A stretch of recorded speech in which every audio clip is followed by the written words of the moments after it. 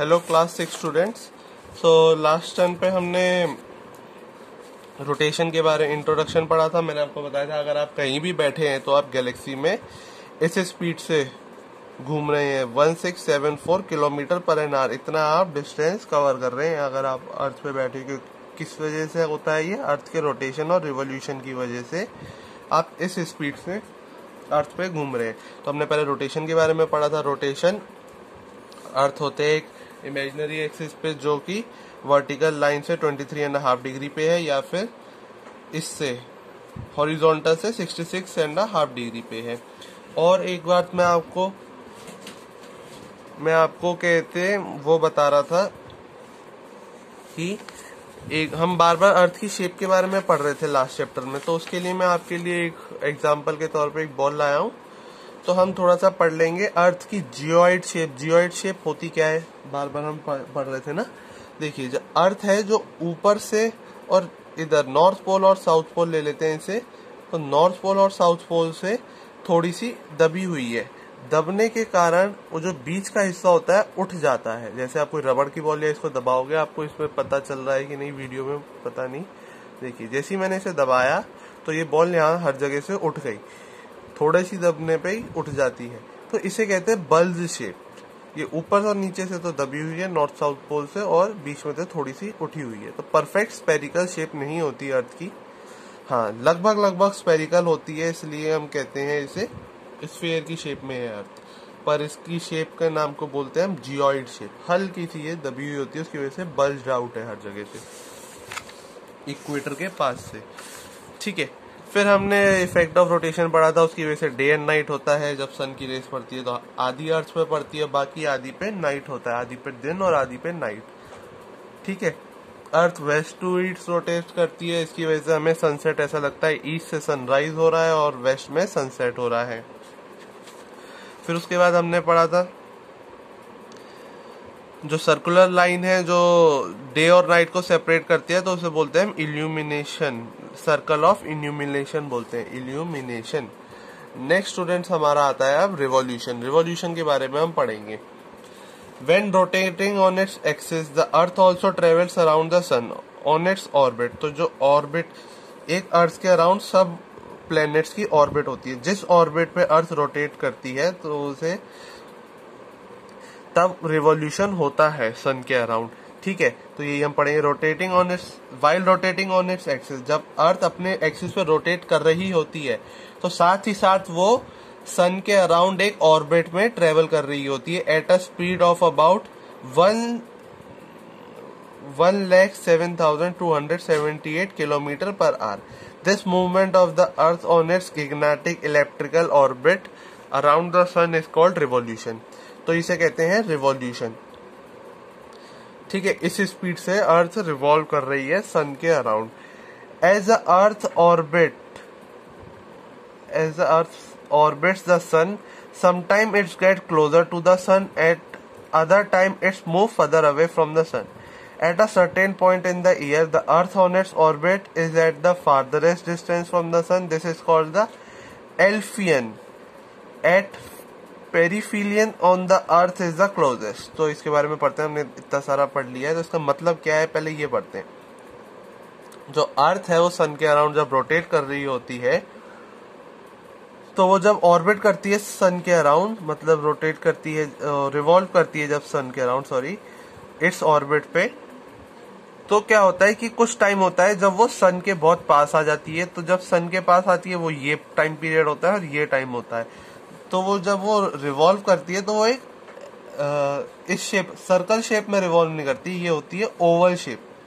Oval shape, या इसको आप परफेक्ट बोलोगे तो ये होती है इलेप्ट्रिकल शेप, जो आप हायर क्लासेस में पढ़ेंगे। एलिप्स बोला जाता है। ठीक है, तो एलिप्स शेप में क्या होता है, जो ये एलिप्स शेप बनती है ऐसे, इलेक्ट्रिकल शेप। ठीक है, छोटी क्लास में आप इसे ओवल भी बोल सकते हो। तो जैसे ये सन है, तो ये वाला पॉइंट और ये वाला पॉइंट सन के पास होता है, और ये पॉइंट और ये पॉइंट बहुत दूर हो जाता है। तो ऐसे ही आप इलेक्ट्रिकल शेप में देख सकते हैं। ये दोनों जब अर्थ इस पोजीशन में होती है ऑर्बिट में, तो सन से काफी दूर हो जाती है, और जब इस पोजीशन में होती है अर्थ तो सन के बहुत पास आ जाती है। इसी की वजह से क्या होता है स्टूडेंट्स, इसी की वजह से अर्थ में समर और विंटर और स्प्रिंग मॉनसून सब इसी की वजह से, समर और विंटर मेनली इसी की वजह से आता है। ठीक है, जब अर्थ सबसे दूर होती है तो उस पोजीशन को बोलता है एफ्लियन पोजीशन, और जब अर्थ सन के बहुत पास आ जाती है तो बोलता है पेरीहीलियन पोजीशन, पेरीहीलियन लोकेशन। ठीक है, it takes 365 days and 6 hours for the earth to complete one revolution around the sun। 365 days and 6 hours लगते हैं एक रिवॉल्यूशन कंप्लीट करने के लिए। These 365 days and 6 hours makes 1 year। तो इन सबको मिला के एक ईयर बनता है। ये एक पॉइंट दिया है, तो कहते हैं हम एक ईयर में 365 ही डेज लेते हैं। तो क्या होता है, जो 6 आवर होते हैं, जब 4 साल तक 6 आवर्स मिलते हैं तो एक दिन बनाते हैं।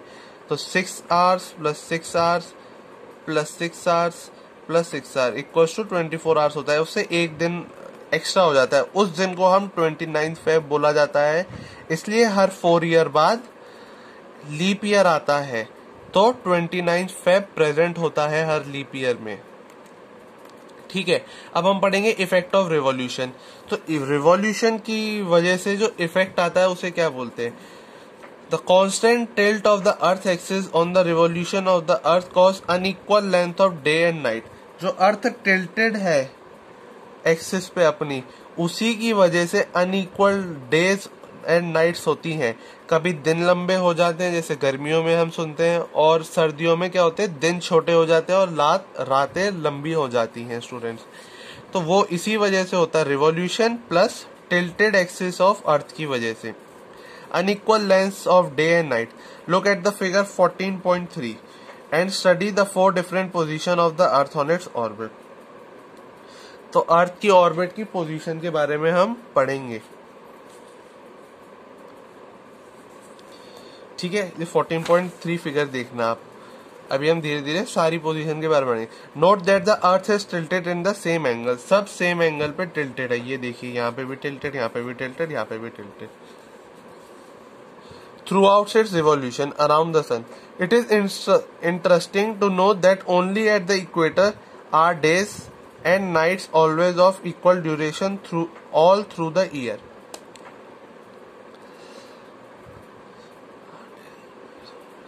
तो जो इक्वेटर से जो लाइन पास हो रही है स्टूडेंट्स, सिर्फ एक वही जगह है जहाँ पे जो डे की लेंथ होती है और जो नाइट की लेंथ होती है वो इक्वल ड्यूरेशन की होती है। अगर डे जितना लंबा होता है उतनी ही लंबी नाइट होती है इक्वेटर पे।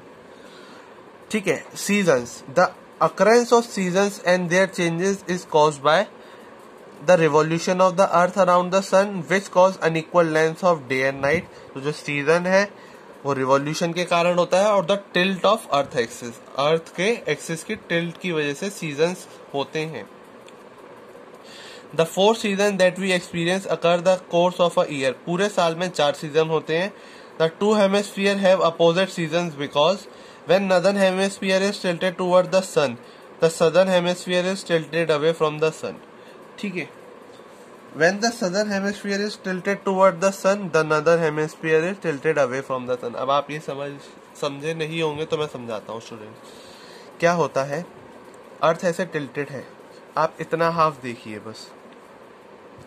तो अब इसमें क्या हो रहा है, अर्थ को हम डिवाइड करेंगे, ये अर्थ डिवाइड है तो ये नॉर्दर्न हेमिस्फीयर होता है, ये सदर्न। अब ये टिल्टेड है अर्थ, तो सन के पास कौन सा है, पास में कौन सा है, ये नॉर्दर्न हेमिस्फीयर सन के पास है। तो इधर तो वो होती है, ज्यादा हीट पहुंचती है।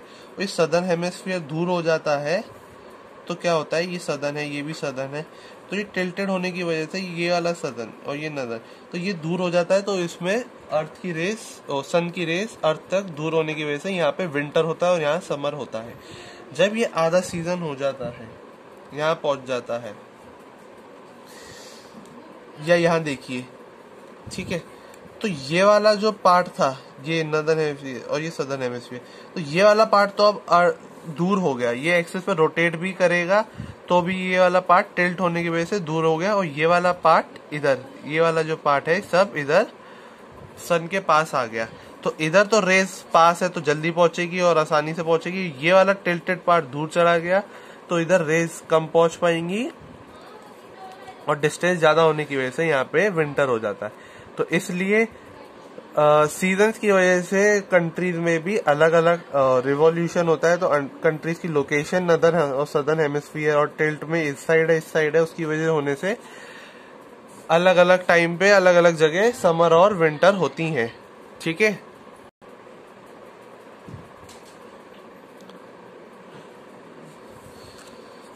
When the southern hemisphere is tilted toward the sun, the northern hemisphere is tilted away. जब southern hemisphere पास होता है तो northern दूर हो जाता है। ठीक है, ये हमने पढ़ लिया। और मैंने आपको ये भी बताया था कि कहते हैं 6 महीने यहाँ पे डेज रहते हैं और 6 महीने नाइट रहते हैं ना। अब आप देखिए, ये टिल्ट है अर्थ, तो यहाँ पे लाइट पहुंच रही है। अब ये यहीं पे एक्सिस पे रोटेट कर रही है, रोटेट कर रहा है। तो ये वाला पार्ट तो हमेशा सन को फेस कर रहा है, ये फेस ही नहीं कर पाएगा क्योंकि ये इल्यूमिनाती वाली सर्कल ऑफ इल्यूमिनेशन वाली लाइन है। तो जो इधर से लेके इधर का पार्ट है ये पूरा नाइट में ही रहता है 6 महीने, यहाँ से लेके यहाँ तक।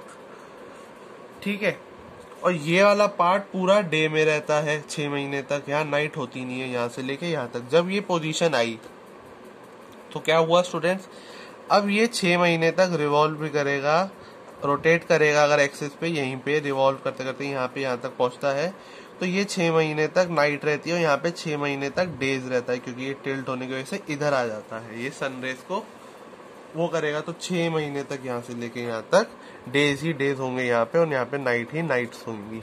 ठीक है, changes in season. Changes in season can be explain by 2 phenomena called solstice meaning sun standing still and equinox meaning equal nights. Solstice. There are 2 solstices that we witness in an year. Summer solstice. On June 21, the North Pole is tilted towards the sun, and the sun rays fall directly on the Tropic of Cancer. ठीक है, तो ये है summer solstice, directly सीधा Tropic of cancer. ये tropic of cancer है। ठीक है, ट्रॉपिक ऑफ कैंसर पे सीधा जाके लाइट पड़ती है, सनरेज डायरेक्टली फॉल होती है। तो इस पोजीशन को हम कहते हैं समर सोलिस्टिस, जब ट्रॉपिक ऑफ कैंसर पे लाइट पड़े। ठीक है students, this position of earth is known as summer solstice. जब अर्थ इस पोजीशन पे आ जाता है 21 जून को, समर सोलिस्टिस कहा जाता है, as it is summer in the northern hemisphere. It is the longest day in northern hemisphere. Northern hemisphere में सबसे लंबा दिन होता है। During the summer time these days are longer and the nights are shorter in the northern hemisphere. The region between the Arctic Circle and the North Pole receives sunlight 24 hours for a few months as the sun never sets. वही मैं आपको बार बार बोल रहा था कि Arctic circle वाले reason में 24 घंटे पूरा दिन यहाँ पे सनलाइट रिसीव होती है पोल के पास। तो इसलिए कुछ महीनों तक यहाँ पे सन कभी सेट ही नहीं होता, मतलब 24 घंटे डे ही डे होता है। During this time in winter, तो इस टाइम क्या होता है, विंटर चल रहा होता है southern hemisphere, where nights are longer than the days. तो जो वहां पर नाइट्स लंबी होती है दिन से। This region between the Antarctic Circle and the South Pole is always in darkness. ये हमेशा इस पोजीशन में हमेशा डार्कनेस, मतलब नाइट ही नाइट होती है कुछ महीनों तक। फिर क्या होता है, कुछ महीने बीत गए, फिर क्या होगा, 21 जून के बाद आएगी 23rd, अभी ये हम इसके बाद सीधा यहाँ पे आ गए हम। ठीक है, दूसरा सोलिस्टिस बोला जाता है इसे बोला जाता है विंटर सोलिस्टिस। ठीक है, विंटर सोलिस्टिस किस लिए बोला जाता है, क्योंकि अब क्या होता है, नदर्न हेमिस्फीयर दूर चला जाता है। नदर्न हेमिस्फीयर में हो जाती है विंटर और सदर्न हेमिस्फीयर में हो जाती है समर। ठीक है, अब हम पढ़ेंगे। On 22nd December, the sun rays fall vertically on the Tropic of Capricorn. Tropic of Capricorn पे डायरेक्टली सनलाइट फॉल हो रही होती है।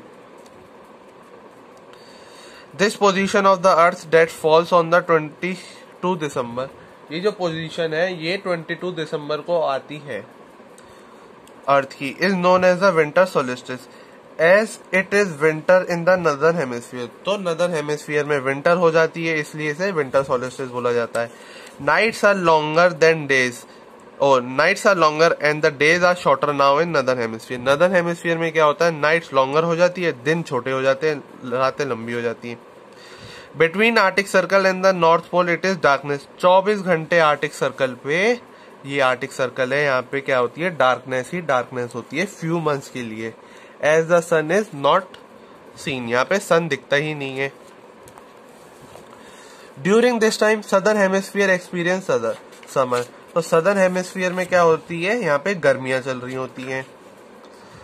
As a vertical rays are at the top of the Tropic of Capricorn. तो vertical rays सीधा Tropic of Capricorn पे पड़ रही होती है। Days are longer than the nights in the southern hemisphere. जो डेज होते हैं वो लॉन्गर हो जाते हैं और नाइट शॉर्टर हो जाती है सदर्न हेमिस्फीयर में, ठीक है। तो इधर 22 दिसंबर को लॉन्गेस्ट डे होता है, उधर 21 जून को लॉन्गेस्ट डे नदर्न हेमिस्फीयर में होता था और सदर्न में इधर शॉर्टेस्ट डे होता है। इधर क्या होता है, नदर्न में शॉर्टेस्ट डे होता है और सदर्न में लॉन्गेस्ट डे हो जाता है, उल्टा हो जाता है, सब कुछ उल्टा हो जाता है। Places between Antarctic Circle and the South Pole experience 24 days light day light for the few months. कुछ महीनों तक यहाँ पे 24 घंटे सनलाइट आती है, ठीक है। तो अब इनके डिफरेंस है, ये आपको खुद पढ़ लेना, ये मैंने आपको पूरा डिटेल में बताया। ये जो पॉइंट्स दिए हैं, इन पॉइंट्स को इन्होंने डिफरेंस के तौर पे लिख दिया। ये जरूर आपका कोई ना कोई क्वेश्चन शायद बन सकता है एक्सरसाइज में। चलो वो तो मैं आपको देख के बता दूंगा आपके लिए क्वेश्चन है कि नहीं। देखिए, what is the difference between summer and winter solstice. Summer and winter solstice मैंने बोला था जरूर एक क्वेश्चन बनेगा ये। Equinox, we witness 2 equinox in an year. Equinox क्या होते हैं वो हम पढ़ेंगे। तो साल में 2 बार इक्विनॉक्स आते हैं। Equinox is derived from the Latin means equal nights. जब बराबर की इक्वल नाइट्स होती हैं, मतलब इक्वल डे और इक्वल नाइट हो जाती हैं। ऑटम इक्विनॉक्स कब होता है, as the earth starts moving from June position every day the duration of sunlight decreases in northern hemisphere till 23 सितंबर when the sun rays are vertically over the equator. तो अब क्या होता है, सीधा इक्वेटर पे सनलाइट पहुंच रही होती है।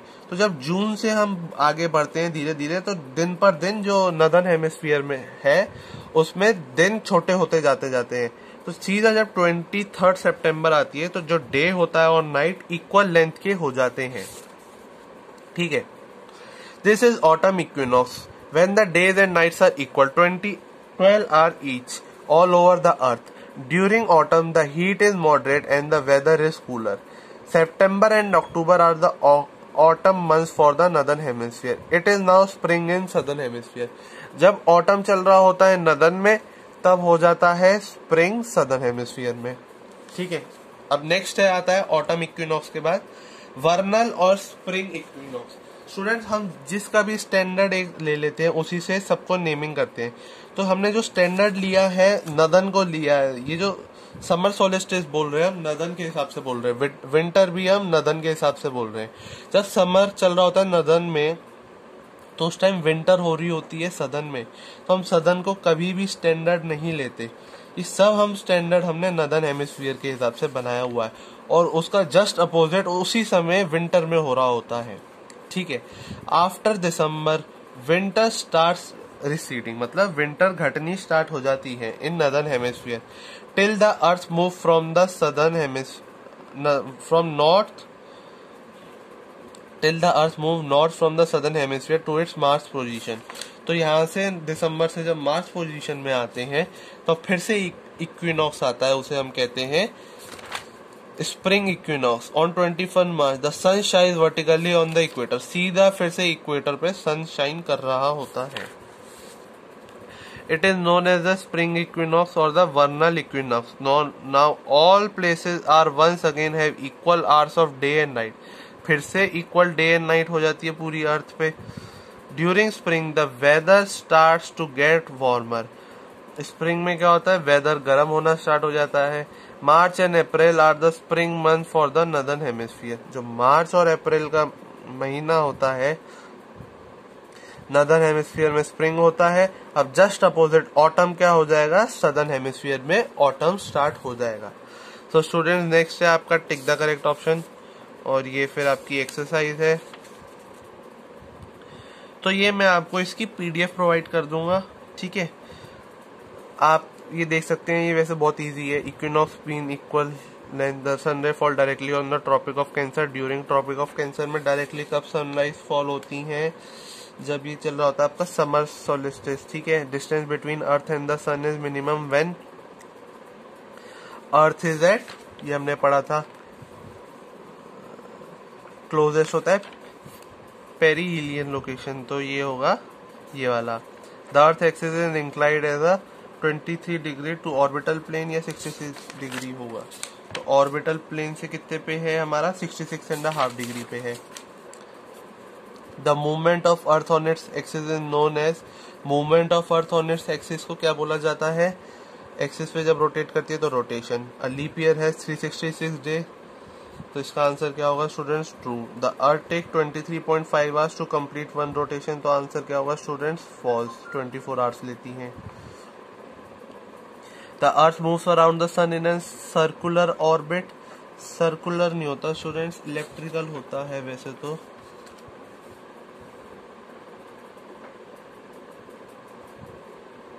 देखिए इलेक्ट्रिकल ऑर्बिट दिया हुआ है, तो इसका आंसर क्या होगा students, fall. The spring equinox is also known as the vernal equinox, ये अभी पढ़ा, तो इसका आंसर क्या होगा स्टूडेंट्स, ट्रू, ठीक है। When the earth on its orbit is at the farthest distance from the sun is called the aphelion, तो जब अर्थ जो अपने ऑर्बिट पे सबसे दूर होती है तो उसे एफिलियन पोजीशन बोलते हैं, तो स्टूडेंट्स इसका आंसर क्या होगा, ट्रू, ये भी हमने पढ़ा था। तो आपकी एक्सरसाइज भी कंप्लीट हो गई। अब आपको क्वेश्चन आंसर पीडीएफ के फॉर्म में मिल जाएंगे, ठीक है। आपका चैप्टर फिनिश हुआ। So thank you.